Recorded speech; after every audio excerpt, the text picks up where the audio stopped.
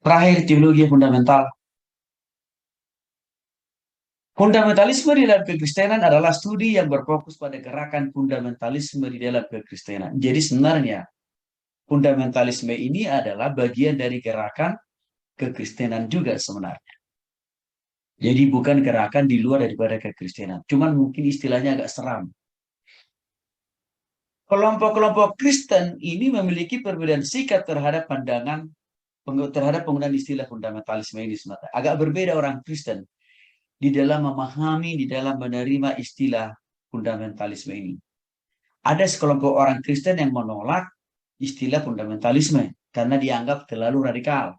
Mungkin pemahamannya, ya, pakai istilah fundamentalisme itu nanti ujungnya jadi teroris kan kira-kira begitu. Sehingga ada sebagian orang Kristen menolak istilah fundamentalisme itu. Tapi kalau di Inggris agak berbeda. Justru mereka bangga menamai diri menjadi kelompok fundamentalis. Ya, bahkan mereka disebut juga evangelical konservatif. Mereka justru bangga. Ya. Ada juga yang menyatakan diri misalkan kelompok fundamentalis seperti William. Justru dia mendirikan sebuah asosiasi Kristen fundamentalis dunia tahun 1919. Jadi ada kontroversi sana sini, wajar lah Bapak. Nah, kesimpulannya fundamentalisme ini secara organisasi bukanlah satu kelompok yang khusus atau spesifik. Sebab ciri-ciri dan semangat fundamentalisme sebenarnya tersebar di dalam diri setiap orang Kristen sebenarnya. Bahkan juga di dalam diri setiap denominasi gereja sebenarnya. Karena sebenarnya istilah fundamentalisme ini sebenarnya lebih kepada bagaimana memegang teguh terhadap firman Tuhan sebagai kebenaran yang sahih. Lebih kepada prinsip itu sebenarnya. Jadi bukan pada tindakan yang anarkis istilah fundamentalisme ini. Bukan, Bapak Ibu ya. Ada dua, kita melihat dulu sebentar tentang definisi daripada fundamentalisme sendiri. Menurut George, fundamentalisme adalah eksposisi literal. Literal itu artinya memahami kata dalam Alkitab sebagaimana aslinya, sebagaimana asalnya. Terhadap seluruh perintah dan perilaku yang berasal dari Alkitab. Dan militansi terbuka terhadap segala perintah dan perilaku yang tidak Alkitab. Jadi sebenarnya menurut George, bahwa fundamentalisme itu adalah kegigihan untuk memegang teguh. Ya, bahkan juga mempraktekkan penuh semua yang tertulis di dalam Alkitab. Tanpa ada kata kompromi. Kira-kira begitu. Nah, menurut Jerry, fundamentalisme adalah sebagai peneguhan terhadap kepercayaan Kristen dan gaya hidup Kristen tertentu yang menentang masyarakat sekuler. Jerry lebih mengembangkan lagi. Fundamentalisme itu tidak hanya memegang teguh Alkitab sebagai kebenaran yang sahih, sebagai kebenaran yang tunggal, tapi Jerry mengatakan, pola kehidupan orang Kristen ya harus berbeda dengan dunia ini. Itu juga adalah bagian daripada fundamentalisme, kata Jerry. Sedikit latar belakang tentang lahirnya gerakan fundamentalisme. Asal mula istilah fundamentalisme sebenarnya mulai dipakai pada tahun 1909. Di mana pada saat itu teologi liberalisme masih pada masa jaya-jayanya, Bapak Ibu. Kita tahu teologi liberalisme ya, teologi bebas lah. Ya, teologi abu-abu. Di situ lahirnya munculnya teologi fundamentalisme. Jadi kaum fundamentalisme merupakan kelompok orang Kristen yang terpanggil untuk mempertahankan Alkitab sebagai firman Allah satu-satunya. Dan mereka siap menghadapi ajaran-ajaran liberalisme yang cenderung pragmatis dan kompromistis. Ada banyak brosur-brosur yang mereka cetak, bahkan diberikan judul The Fundamentalist. Brosur ini disebarluaskan, dan waktu brosur itu disebarluaskan, mengundang kontroversi, Bapak Ibu. Bahkan perdebatan. Karena kenapa? Sepertinya ada muncul gerakan Kristiani yang radikal. Nah begitu ya, Bapak Ibu ya.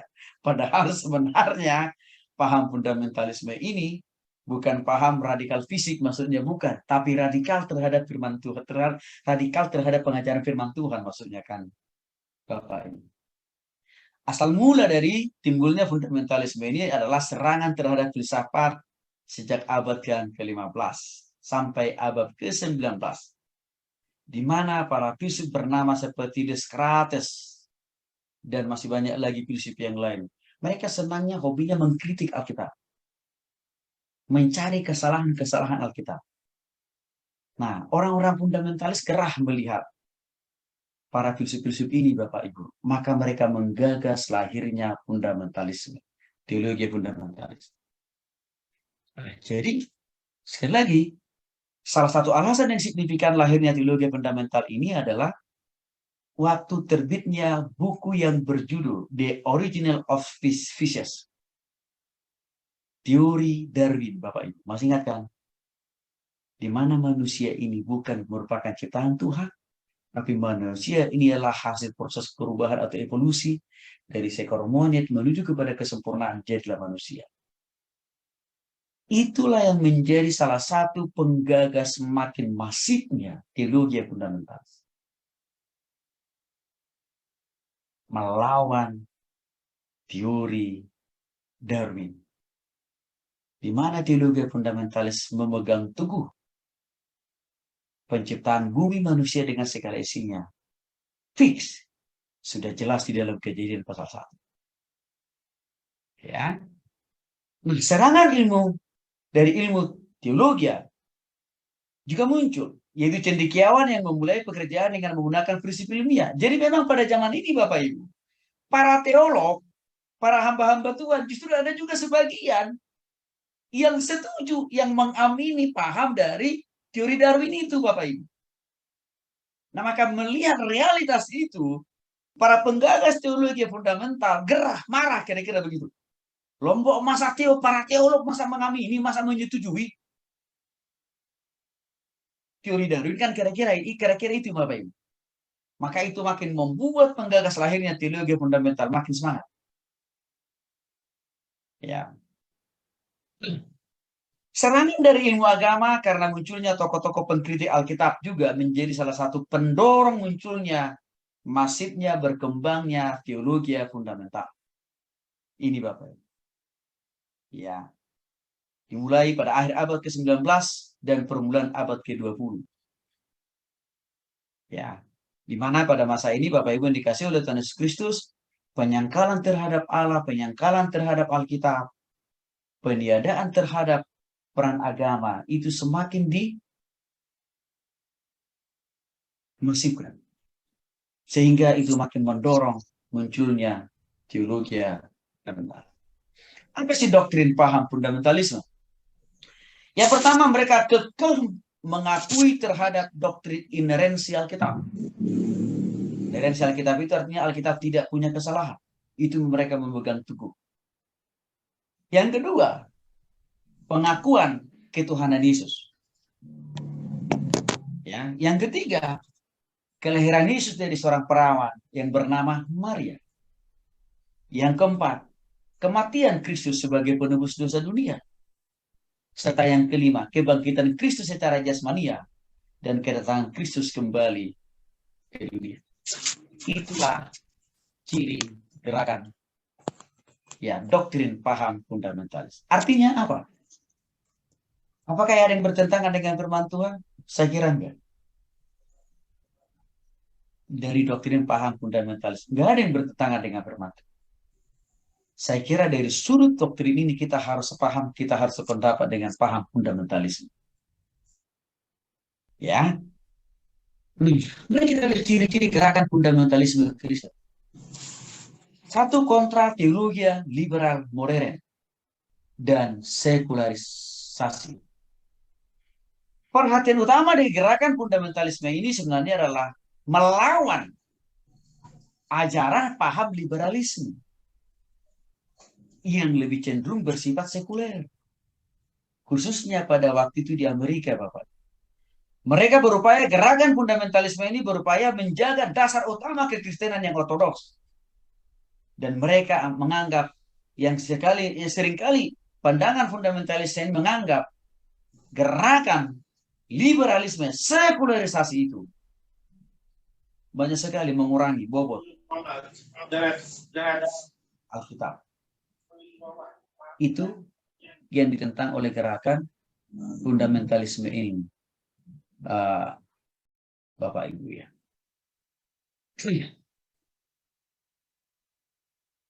Misalnya kalau kita mau ngambil contoh soal penafsiran Alkitab yang terlalu liberal, saya melihat salah satu contohnya ya. Bagi kaum liberal, Matius pasal 28 ayat 19 sampai dengan 20 tidak harus dilakukan. Isinya itu adalah tentang amanat agung kan Bapak Ibu, pergi beritakan Injil kepada semua bangsa. Bagi paham penganut teologi liberal, itu tidak wajib dilakukan. Bahkan mereka mengatakan, sebenarnya itu bukan bagian daripada perintah Tuhan Yesus. Itu paham teologi liberal. Nah inilah yang ditentang oleh paham fundamentalis sebenarnya. Ya, itu yang dilawan oleh mereka. Di sisi lain, paham fundamentalisme Kristen ini sangat konsisten mempraktekkan kehidupan tanpa rokok, tanpa miras, tanpa narkoba, tanpa berdansa, tanpa main kartu, tanpa main judi, tanpa pakaian rok mini, atau tanpa pakaian kekurangan bahan, dan harus sopan di dalam setiap tindakan, perkataan, dan perbuatan. Bahkan mereka sangat membatasi tentang aktivitas seks yang tidak alkitabiah.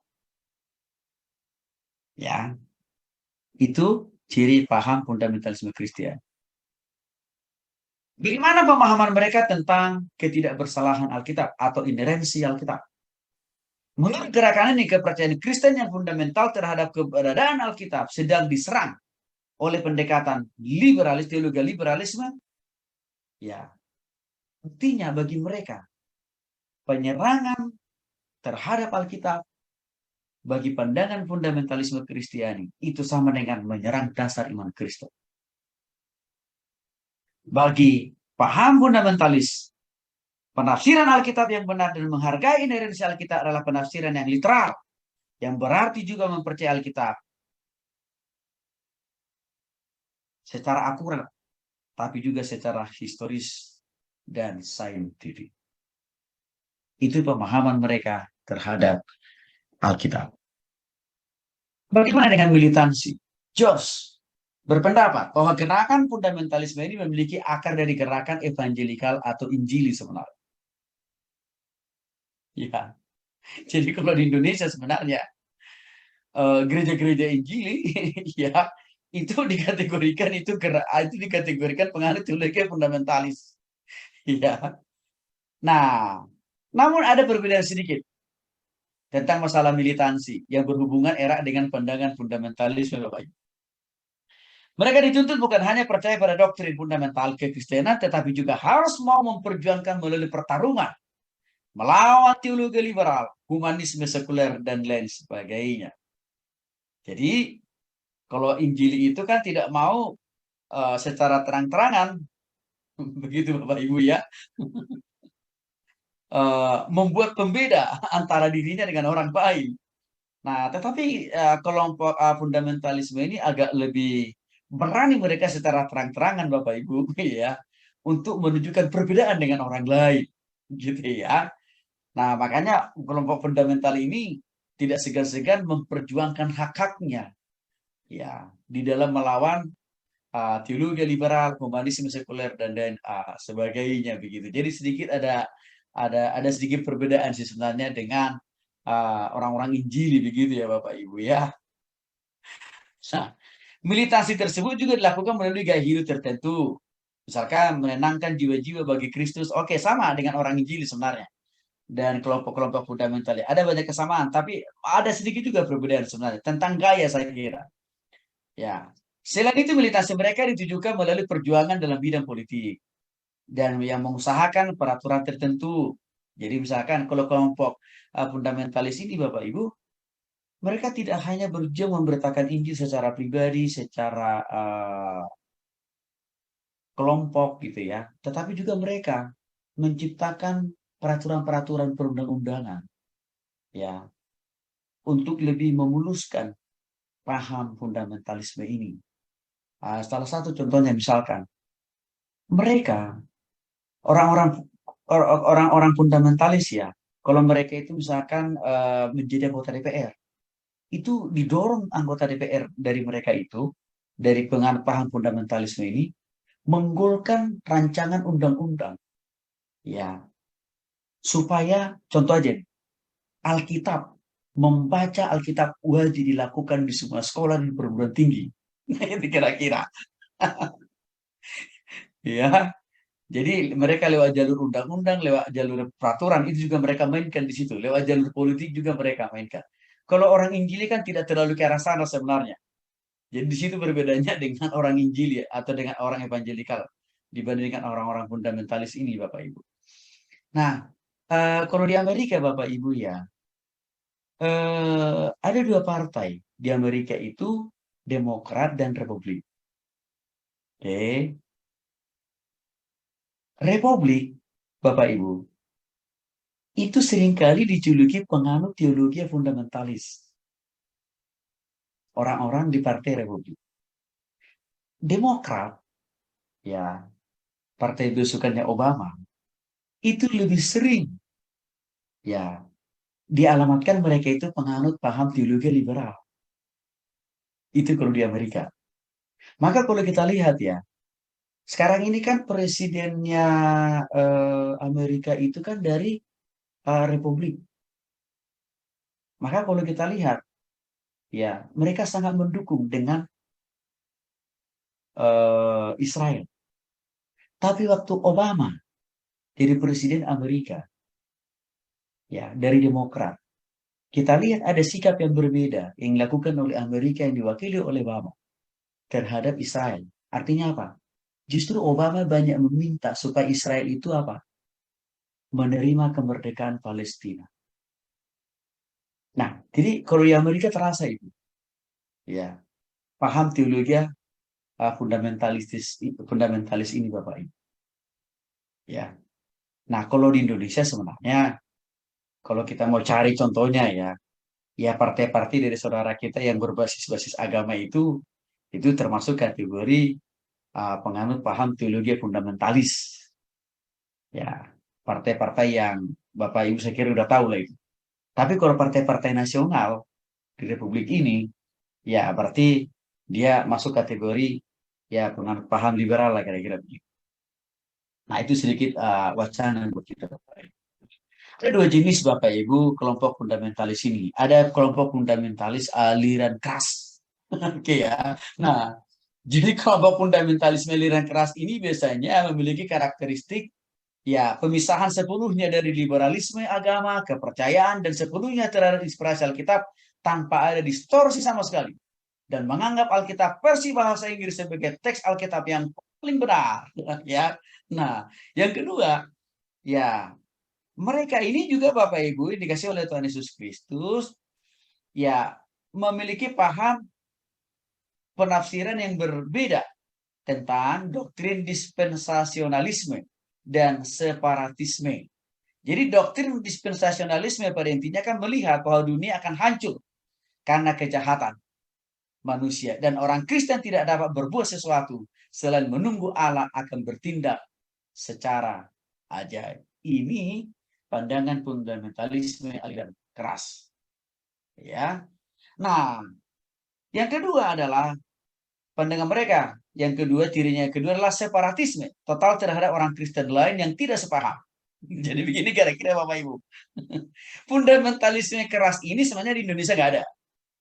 Tapi kalau di negara Eropa dan negara-negara Barat ada.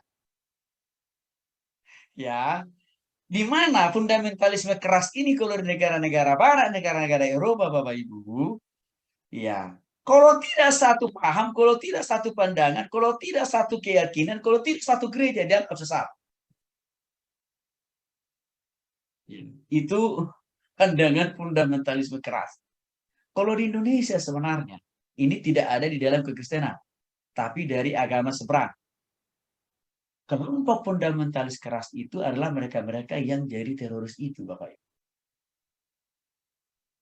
Kalau di luar negeri, kelompok-kelompok fundamentalis keras ini adalah mereka siapa? Masih ingat mungkin Bapak Ibu peristiwa-peristiwa pembunuhan, penembakan secara massal. Ya, seorang anak muda, rupanya dia kelompok fundamentalis keras nih, menghabisi, membunuh, menembaki orang yang sedang lagi sholat. Nah, itu ya penganut paham fundamentalisme keras itu. Ya, kita juga tidak setuju juga lah begitu ya Bapak Ibu ya. Ya masa ya orang lagi ibadah kita bunuh, walaupun tidak satu agama nggak harus begitulah kali kan gitu ya. Tapi memang paham fundamentalisme aliran keras gitu. Nah, tapi ada pandangan fundamentalisme moderat. Ya, ini gerakan fundamentalis yang mengambil jarak dari gerakan fundamentalis keras. Artinya tidak seradikal seperti saya katakan di awal tadi Bapak Ibu. Lebih terbuka mereka terhadap perbedaan. Nah, tokoh utamanya itu adalah Jerry. Makanya dari Jerry memberikan definisi yang berbeda tentang masalah fundamentalis. Bagi dia, fundamentalis itu adalah pola hidup yang berbeda, ya, yang tidak boleh kompromi dengan dunia ini, kan lebih ke sana dia. Bukan menghalalkan semua cara, ya, bukan memerangi orang yang berbeda keyakinan, ya, bukan di situ paham fundamentalis yang ditawarkan oleh Jerry. Karena memang dia penganut fundamentalis moderat, Bapak Ibu. Ya, jadi fundamentalisme moderat ini memang terbuka, ya, di dalam menerima saran, masukan, bahkan berbeda pendapat dengan orang yang berbeda agama, berbeda keyakinan. Bahkan terbuka juga terhadap kritik, ya. Dan juga apa? Perbedaan pendapat itu tidak harus menjadikan musuh, ya, yang harus di bumi hanguskan. Nah, jadi saya kira ya kita harus menghindari supaya kita tidak terjebak di dalam paham fundamentalisme aliran keras. Tidak boleh Bapak. Bagi kita, Yesus Kristus adalah jalan satu-satunya masuk surga. Sudah fix itu, harga mati. Nggak bisa ditawar-tawar. Namun, ya, kalaupun orang lain belum saatnya diketuk Tuhan hati pikiran mereka untuk bertobat kepada Yesus sebagai Tuhan dan Juru Selamat satu-satunya, kita tidak harus memerangi mereka. Kita tidak harus menghabisi mereka. Kita tidak harus membunuh mereka. Tapi justru kita harus mengasihi mereka. Sehingga dengan waktu kita mengasihi mereka, mereka tersentuh oleh kasih Kristus. Ini saya kira paham fundamentalis moderat yang harus kita miliki. Tuhan Yesus memberkati kita semuanya.